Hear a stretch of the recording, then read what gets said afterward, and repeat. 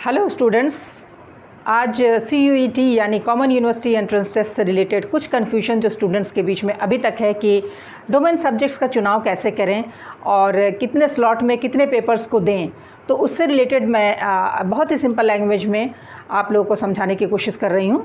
अगर आपने अभी तक मेरे चैनल को सब्सक्राइब नहीं किया है तो डू सब्सक्राइब इट और लाइक करें, अपने दोस्तों में शेयर करें ताकि ये जो इन्फॉर्मेशंस है वो ज़्यादा से ज़्यादा बच्चों में, ज़्यादा से ज़्यादा स्टूडेंट्स में स्प्रेड कर पाए। तो मैं हूं कौशल्या बोस और आपको ले चलते हैं CUET के जानकारी वाले वेबसाइट पर। तो जैसा कि जानते हो कि CUET 2022 ये जो टेस्ट होने वाला है ये कॉमन प्लेटफॉर्म है ताकि जितने भी सेंट्रल यूनिवर्सिटीज़ हैं उसमें अगर आप अंडर ग्रेजुएट कोर्स में एडमिशन लेना चाहते हैं तो आप ले सकते हो।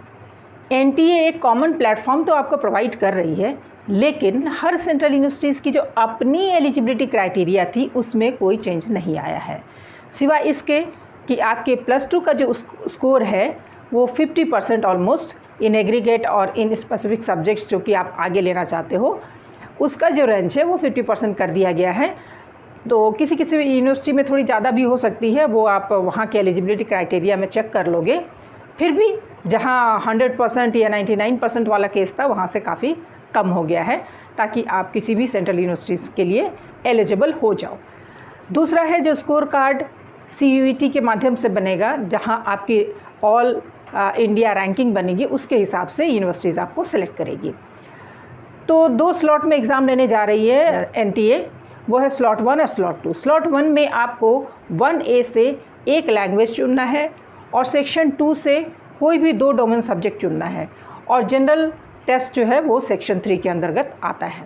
टोटल टाइमिंग आपको मिल रहा है 3 आवर्स एंड 15 मिनट्स गई। और स्लॉट 2 में जो है आप एक लैंग्वेज और मैक्सिमम 4 डोमेन सब्जेक्ट्स ले सकते हो। अगर आपने 2 लैंग्वेजेस ले लिया including section 1A and section 1B तो आप डोमेन सब्जेक्ट मैक्सिमम 3 ले सकते हो। तो ये क्राइटेरिया है। तो स्लॉट 2 का एग्ज़ाम होने जा रहा है 3 आवर्स एंड 45 मिनट्स का। अब मैं बता दूँ 3 hours 15 minutes of slot 1 and 3 hours of 45 minutes of slot 2 सबको उतने समय नहीं बैठना है। वो डिपेंड करता है कि आपने कितना चूज़ किया, आप कितने सब्जेक्ट्स ले रहे हो। मैक्सिमम है 9, स्लॉट 1 स्लॉट 2 दोनों मिला करके 9। इससे पहले भी मैंने वीडियो जारी किया था तो आप उस वीडियो में देख लोगे कि किस तरह से सब्जेक्ट का चुनाव करना है। आज मैं स्पेसिफ़िकली साइंस स्टूडेंट्स को लेकर के ये बात करना चाहती हूँ। तो चलो बात करते हैं कि अगर आप साइंस के स्टूडेंट हो कौन कौन सा पॉइंट होगा जो आपको ये डिसाइड करने में मदद करेगा कि कौन सा डोमेन सब्जेक्ट्स चुने, कौन सा लैंग्वेज चुने, एट्सेट्रा एट्सेट्रा। पहली बात है कि आप तो पहले अपना टारगेट डिसाइड करो कि आप करना क्या चाहते हो। सब्जेक्ट का कॉम्बिनेशन आपका क्या है। +2 में अगर आपका इंग्लिश, अगर एक और लैंग्वेज भी है हिंदी, और उधर आपका इलेक्टिव सब्जेक्ट्स है फिज़िक्स केमिस्ट्री मैथ्स या फिज़िक्स केमिस्ट्री बायोलॉजी या बायोलॉजी एंड मैथ्स दोनों, तो PCM या PCB या PCMB ये आपका subject combination other than 1 compulsory language that is English. अब आप तय करते हो कि मुझे तो फिज़िक्स ऑनर्स करना है या केमिस्ट्री ऑनर्स करना है या मैथ्स ऑनर्स करना है या बायोलॉजी ऑनर्स करना है।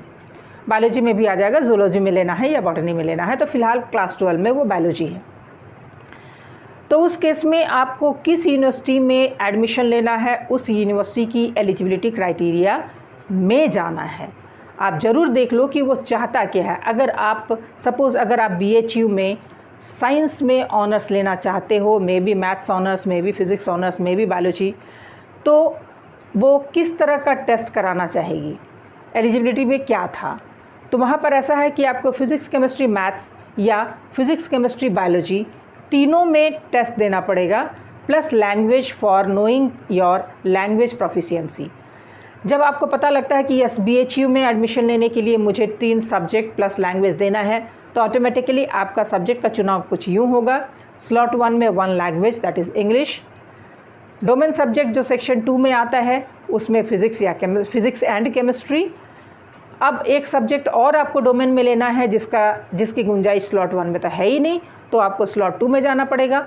स्लॉट 2 के सेक्शन 2 से आपको मैथ्स का चुनना होगा या फिर अगर बायो साइंस है तो बायोलॉजी चुनना पड़ेगा।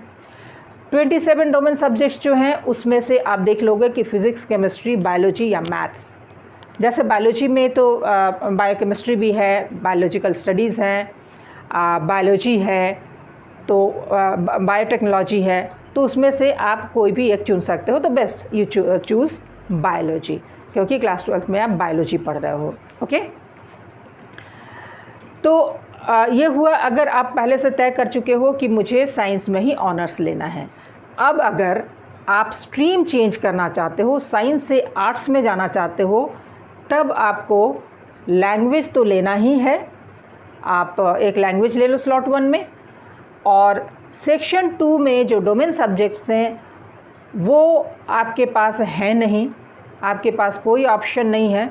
आपने अगर हिंदी पढ़ा है तो हिंदी लैंग्वेज आप डाल सकते हो, लेकिन आपने +2 में तो सब्जेक्ट्स पढ़ा नहीं है, तो आपको जनरल टेस्ट देना होगा, क्योंकि ज़्यादा से ज़्यादा यूनिवर्सिटी सोशल साइंस में एडमिशन के लिए यानी आर्ट्स में एडमिशन के लिए जनरल टेस्ट पर एलिजिबिलिटी बनाती है। तो आप जनरल टेस्ट दोगे, जनरल टेस्ट 60 मिनट्स का है, 60 क्वेश्चंस आपको सॉल्व करने हैं, तब आपके लिए जनरल टेस्ट इम्पॉर्टेंट हो जाएगा, आपको इसमें अपीयर करना ही पड़ेगा।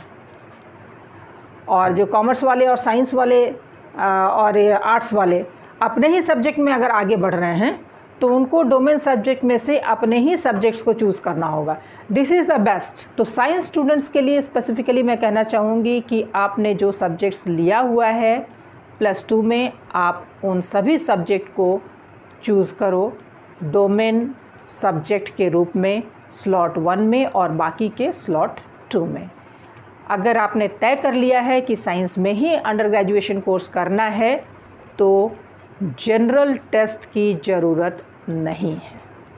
ओके, अगर आप सारे ऑप्शंस लेकर चलना चाहते हो कि चलो साइंस ना सही, अगर ज़रूरत पड़ी तो मैं आर्ट्स में ले लूँगा या ले लूँगी, तो उस केस में आप स्लॉट 1 को भी पूरा करो और स्लॉट 2 को भी पूरा करो। यानी स्लॉट 1 से 1 language which must be English as per my advice, and section 2 से कोई भी 2 डोमेन सब्जेक्ट जो क्लास 12th में आपने पढ़ा है, और सेक्शन 3 का जनरल टेस्ट, और स्लॉट 2 में चाहो तो एक और लैंग्वेज चुन लो।